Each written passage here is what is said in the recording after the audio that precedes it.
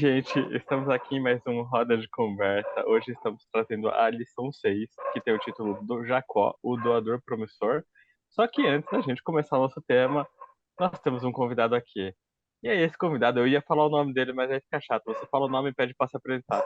Fale um pouquinho de você, convidado. Você está aqui conosco mais uma vez. Muito prazer, gente, espectadores aqui do Roda de Conversa. Eu sou Eude Levi, sou ali um jovem do Riacho também, e tô com essa galera aqui já há alguns anos. É isso aí. E a gente espera que tenha muitos anos na frente, né? Continue Sim, com a sim. gente. E, gente, vamos lá. Vamos partir para o tema da lição. Como eu falei, o título é Jacó, doador promissor.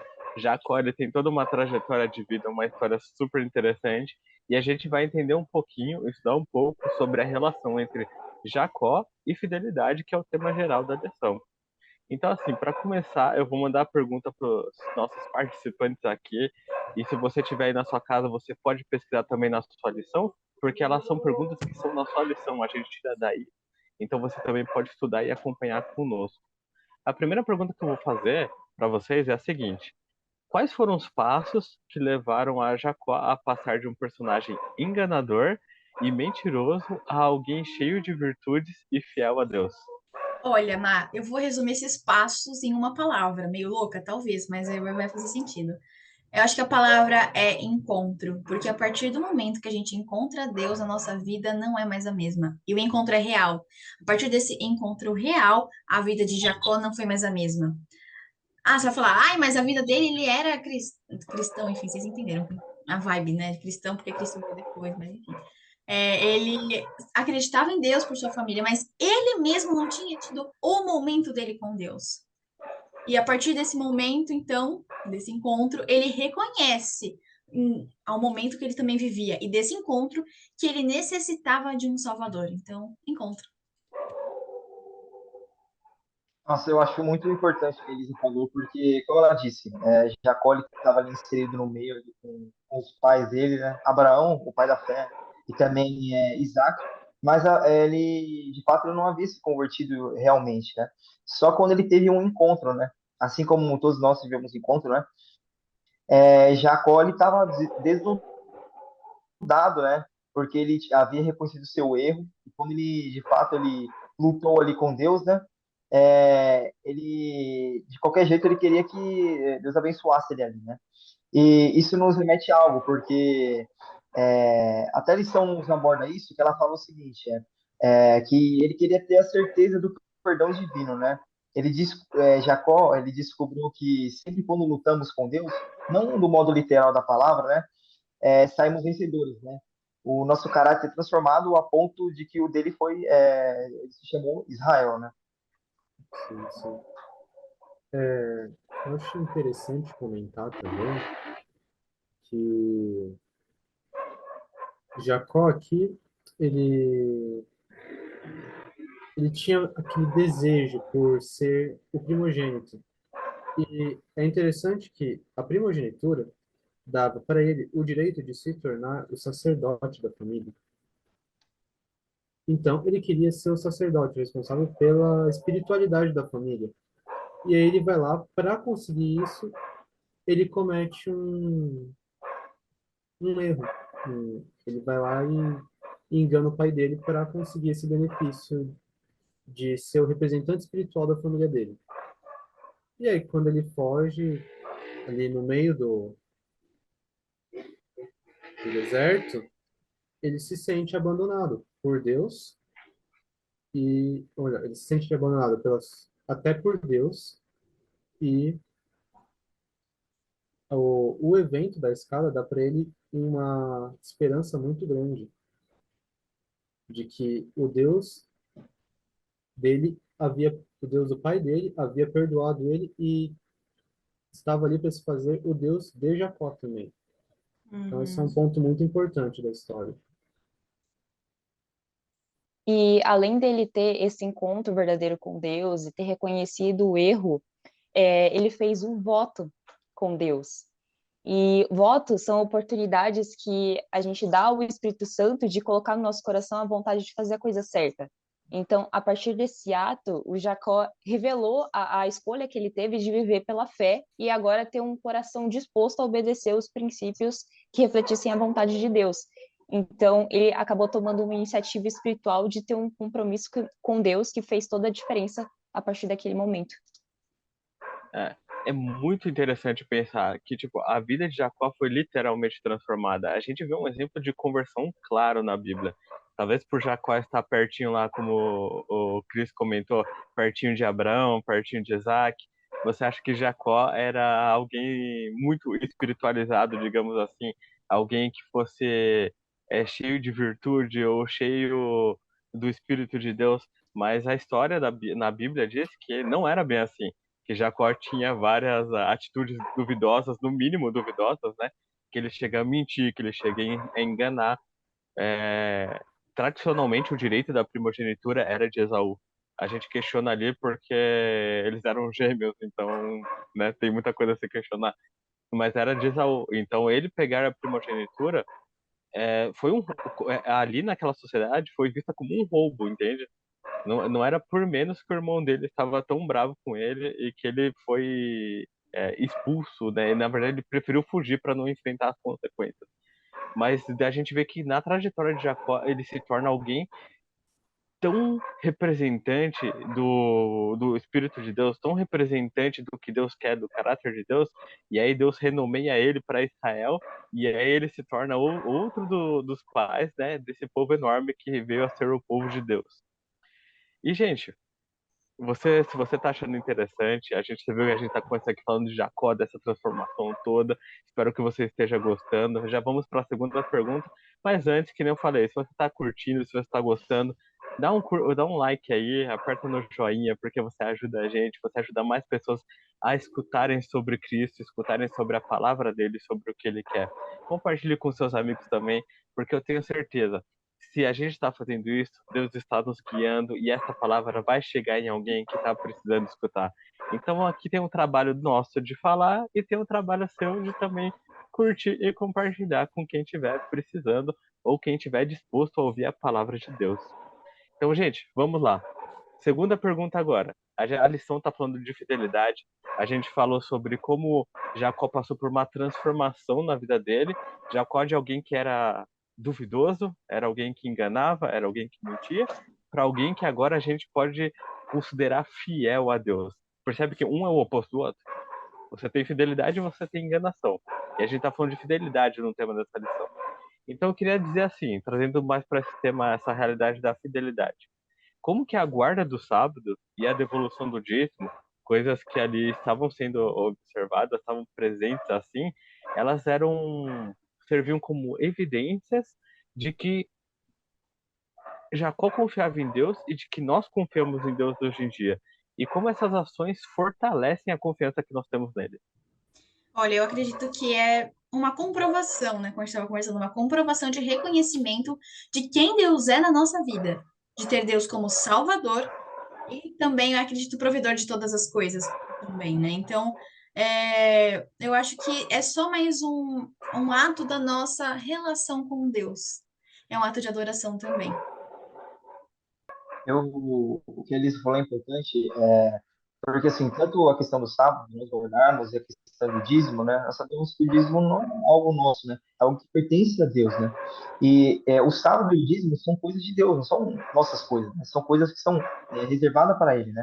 Nós sabemos que o Senhor não vai deixar na sua mão. Se Ele diz que Ele vai te abençoar, né? E se o está reservado, é para Ele. Eu vi recentemente, né, meio que um testemunho do pastor Michel Bois, que ele estava falando sobre o dízimo, né, esse pacto de salvação, né.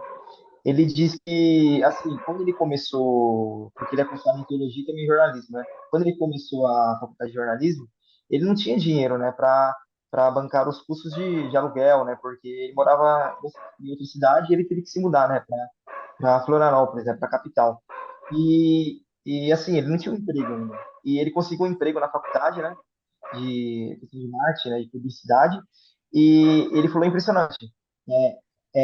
O dízimo, né, que pertence a Deus, que estou devolvendo para ele, né? E algo tão interessante que é a mesma coisa do sábado. nada faltou para ele. Mesmo ele trabalhando ali, ajudando, e sempre apareceu uma oportunidade de ele estar fazendo algo para alguém assim na faculdade. E sabe, é impressionante, gente, que nada faltou para ele, né? Até tem uma pessoa que eu conheço, até mesmo na igreja do Riacho, que ela, assim, ela, antes dela não ser adventista, ela, no sábado ela trabalhava, né? E ela falou assim, como que eu vou fazer agora, né? E ela me fala até hoje que é impressionante que o Senhor não tem deixado faltar nada para ela, né? Mesmo ela sendo fiel ao Deus que ela serve. Quanto a esse assunto, eu gostei muito de um parágrafo que vem aqui na lição, diz o seguinte: aqueles que adotam uma atitude de falta de compromisso com Cristo nunca desfrutarão plenamente dos privilégios que são experimentados por aqueles que deixam tudo para trás para casarem-se com o esposo.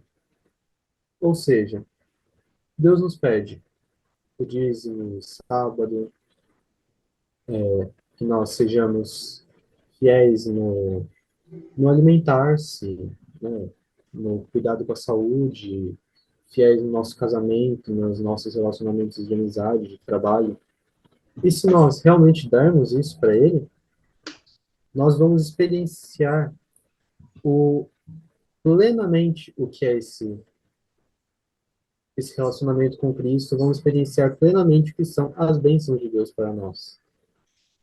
E a gente só vai ter essa oportunidade quando a gente seguir à risca aquilo que Deus nos pede. Então, eu gostei muito disso porque justamente mostra que a nossa relacionamento com Cristo também depende desses atos de obediência por amor. E isso é por amor. A gente não tem nenhuma explicação lógica de por que a gente faz isso. É simplesmente porque Deus nos pede e como nós o amamos, nós o fazemos. Muito bom. Isso é incrível. Eu acredito que 3 pontos são cruciais na explicação do porquê esses atos, tanto o sábado, a guarda do sábado, quanto a devolução do dízimo, podem evidenciar a nossa confiança em Deus. O primeiro é a questão da gratidão, tanto pelas bênçãos que a gente já recebeu e aquelas que a gente ainda não recebeu, mas a gente tem fé em Cristo, a gente sabe, a gente acredita que Ele é um Deus que cumpre as suas promessas. O segundo é o reconhecimento que o nosso coração é enganoso, por isso que a gente firma um compromisso com Deus para não dependermos da nossa natureza egoísta. Eu gostei muito dessa perspectiva que a lição trouxe, porque muitas vezes a gente vê o dízimo, beleza, a gente vai obedecer a Deus, né? Como o Eude falou, Deus pede, a gente obedece, beleza, mas por que é tão necessário ter um compromisso com Deus? Porque a nossa natureza realmente é muito enganosa. Se for só pelas emoções, uma hora a gente não vai querer devolver o dízimo, outra hora a gente vai querer, não vai ter uma constância. E Deus é um Deus de constância. Eu acredito muito nisso. E também é o reconhecimento de que tudo o que temos é porque Ele nos deu. Então é como o Christian falou, tanto o sábado quanto o dízimo já pertencem a Deus. E tudo isso é uma forma de Deus desenvolver o nosso caráter, desenvolver a nossa confiança nele. São ferramentas que Deus usa para nos aproximar dele. É isso. Ótimo. A gente pensa assim, Deus pede a guarda do sábado ou pede o dízimo. E aí faz parecer, ou às vezes as pessoas entendem que é algo que Deus quer de nós. Mas é que nem todos vocês comentaram, eu achei maravilhoso, gente. Precisava comentar. Já é de Deus. Então, não existe nada mais fiel do que você devolver para a pessoa o que é dela. Sabe? Tipo, se você pegou algo emprestado, é um exemplo, é um exercício de fidelidade você devolver aquilo para aquela pessoa que te emprestou. Entende? E aí você também, nesse caminho, reconhece que Deus é quem criou todas as coisas, Deus é quem criou você, é quem me criou, Deus é quem nos dá a vida, Deus é quem nos dá todas as coisas que nós temos aqui nessa terra. Então você vê como começa a reconhecer tudo que Deus faz e você devolve para ele porque você sabe de onde veio, de quem realmente pertence a essas coisas, quem realmente é o dono de tudo. E a gente tem que admitir, isso é um grande exercício de fidelidade, que, como eu disse, é o tema da lição desse trimestre. Gente, essas foram as duas perguntas. Agora a gente vai para aquele momentinho, então pode rodar a vinheta. Momento Fala aí! Gente, esse é o momento do Fala aí, é o momento em que a gente resume a lição da semana em uma palavra e a gente vai dar uma explicadinha por que que nós escolhemos essa uma palavra para resumir a lição. Se você tem uma palavra que te chamou a atenção, uma palavra que te veio à mente, deixa aí nos comentários, porque a gente lê, a gente gosta de ler. Acredite, gente, é uma coisa muito importante a comunidade. Cristo, ele criou a igreja porque a gente precisa estar junto, porque a gente precisa conversar, se comunicar uns com os outros. Então, quando você fala a sua palavra, quando a Elisa, a Cat, Cris, o Eude, quando todos nós falamos a nossa palavra do Fala aí, é a nossa maneira de compartilhar o que nós aprendemos, o que Cristo está mostrando para nós. Então, também é importante, participe, esteja aqui conosco, deixe a sua palavra aí também, que você achou que te chamou a atenção, que resumiu a lição para você. Então, já que eu estou falando bastante desse Fala aí, eu vou começar. E a minha palavra foi transformação, porque não consegui deixar de notar, não, como pode dizer, foi a parte mais impactante para mim na lição ter essa clareza da mudança que foi a vida de Jacó. Eu nunca tinha pensado muito profundamente nisso, mas depois eu percebi que Jacó era alguém que não era confiável, era alguém que enganava, era alguém que mentia, era alguém que estava disposto a passar por cima dos outros para alcançar as coisas que ele queria. E aí no final ele se torna o pai da nação de Deus, sabe?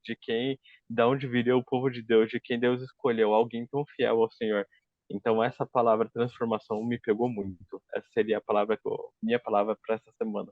Perfeito. A minha palavra, ela antecede a palavra transformação, digamos assim. E foi uma coisa que, pensando, me veio muito à mente, que eu achei que é fantástico, e na minha vida isso também aconteceu. A palavra é encontro. Porque quando a gente tem um encontro com Deus, acontece transformação na nossa vida. Olha, caiu muito certinho. Mas é essa palavra que eu tinha escolhido, e tanto aconteceu com Jacó, pode acontecer na nossa vida. Não é pra gente apenas ouvir dizer de Deus, a gente precisa falar do nosso Deus, ter essa experiência com Deus. Na lição nós mostra, eu gostei de duas palavras, né? Eu gostei a Elisa falou encontro, né? Eu tava pensando em encontro, mas uma que eu tava pensando bem antes era batalha. Porque, assim como a Elisa falou e o Matheus falou, Jacó ele não era uma pessoa assim confiável, ele queria dar de tudo para conseguir a primogenitura do irmão dele, né? E quando a gente viu que ele teve aquele encontro com o Senhor de fato, né? E houve aquela batalha, né? Com Deus, é a mesma coisa conosco, né? Ter esse encontro diário e batalhar com Deus, não no sentido literal da palavra, né? Mas de todos os dias que o nosso caráter possa ser transformado por Ele, né? Assim como o Jacó fez, né? Nós devemos fazer nas nossas orações, né? Sempre pedir, Senhor, eu não sei daqui até quando o Senhor me abençoar, né? Suplicar a Ele, né? Então foi a palavra que eu dei uma resumida nessa lição. E para completar, teve primeiro o encontro, aí a batalha, a transformação e agora o compromisso, porque assim como para o Mate, eu também nunca tinha reparado nessa mudança na vida de Jacó. E eu nunca tinha reparado principalmente nesse voto que ele fez. Então eu acho que foi o ponto-chave, sabe? Depois ali do encontro que ele teve com Deus, porque foi meio que uma aliança que ele fez e tudo ficou mais claro a partir dali, sabe? Ele realmente firmou alguma coisa. E isso veio como uma lição para mim neste momento. Muito bom. A minha palavra é aliança, né? Seguindo aí a linha do compromisso, né? Por causa da aliança de casamento mesmo. Aqui a lição ela falou bastante sobre essa evolução do relacionamento, de um namoro para um casamento. E eu gostei muito dessa analogia porque ela demonstra bastante a nossa vida. Quando você está namorando, você tem um interesse em chegar a ter um relacionamento mais profundo. E quando você firma ali, quando você dá a aliança do casamento, você está firmando um compromisso de que esse relacionamento é sério.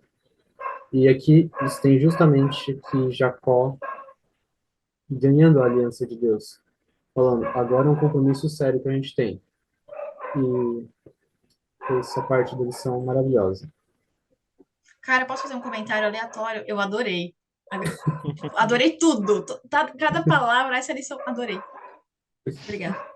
Assim que é, muito bom. Não, claro que não é aleatório. É muito bom quando a gente gosta mesmo. E aí, gente, como de costume, a gente vai para um momento aqui que a gente está finalizando a lição, mas não podemos deixar de trazer um texto da parte de sexta-feira. Eu continuo repetindo, você pode ver aí na sua lição, você vai encontrar, tá escrito aí. Eu vou falar só uma parte, porque foi uma parte que eu achei interessante, mas tem um texto inteiro na parte de sexta-feira que vale a pena ser lido, vale a pena ser estudado.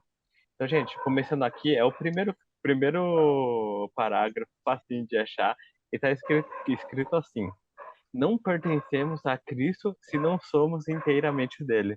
É pela indiferença na vida cristã que as pessoas perdem a força de propósito e se tornam inconstantes em seus desejos. O esforço de servir tanto ao eu quanto a Cristo faz da pessoa o ouvinte representado pelo solo rochoso, lá em Mateus, falando sobre os diferentes solos, que não resistirá quando lhe sobrevier a provação. E aí você viu, a Alice falou que adorou as palavras, eu também falo que eu adorei, porque aí tá o texto meio que resumindo tudo isso que a gente falou. E essa foi a lição, gente. Muito obrigado por estar aqui conosco, e a gente Te espera. Na próxima. Semana. Tchau, tchau, galera. Até mais. era pra falar, pra rodar a vinheta? Era. Ou é... Então, beleza. Udi, estão torcendo por você, vai lá. E a gente Te espera. Na Na próxima. próxima. Putz. Putz, vai ter que de novo. Relaxa, tudo certo. A gente tá indo Qual muito que é a bem. minha? Fique em paz.